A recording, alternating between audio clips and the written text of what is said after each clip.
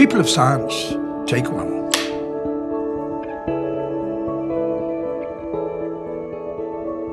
David, why did you choose Charles Darwin? He inspires me because he made sense out of the natural world. And not only just physical sense of why animals have antlers or why birds have fine feathers, but to suggest the mechanism which led to all these multiplicity of forms. And that's a huge change in the mindset. So Darwin is the founding father of really scientific zoology and botany. And it's interesting to look back on his early career and his motivations, really, or his inspiration. How did he get there? He was absolutely mad about collecting beetles. And when you do start collecting things, you say, well, this one is different from that. But is it more different or less different from that? And that means you start building genealogies. That was the trigger which led him to these extraordinary thoughts. Yeah, it seems like one of a very pure expression of what it is to be a scientist, that it's actually understanding the natural world is all that matters. I am really entertained by a sentence that he wrote in one of his letters in which he says, every time I see a peacock's tail, I feel sick.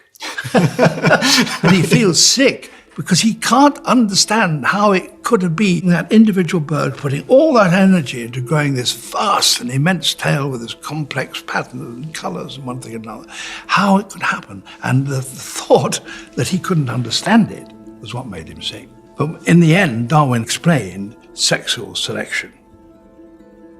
Back then, that's a bold statement. Was he a bold character in that sense? He was intellectually bold in himself, but he wasn't aggressive because I think he knew that the majority of the society would find it deeply blasphemous to suggest that we were descended from simian ancestors. The more you know about Darwin, the more you realize that he was enormously considerate. I mean, he had these strong, steely convictions, but he was gentle with people. He was a courteous, kind human being. He was an extraordinary man.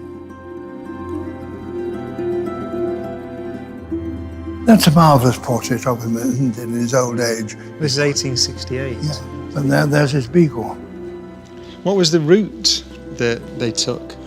Well, they were commissioned to go down to the farthest tip of South America and do a survey around the Cape Horn. But then, of course, they decided to go home by crossing the Pacific. And so he then, on that way, calls upon the Galapagos, where the moment of enlightenment strikes him, if one is to believe the stories.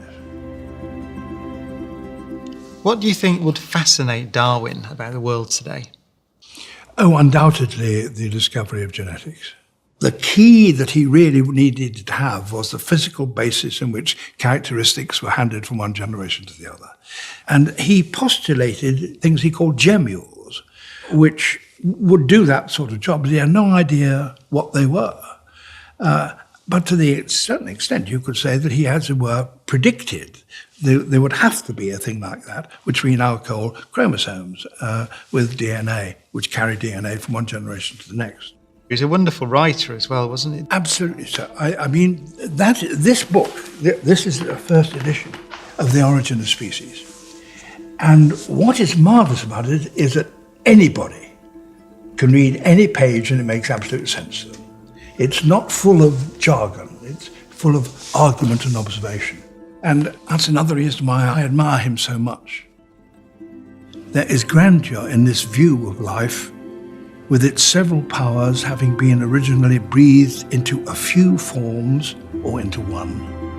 And that, whilst this planet has gone cycling on according to the fixed law of gravity, from so simple a beginning, endless forms, most beautiful and most wonderful, have been and are being evolved.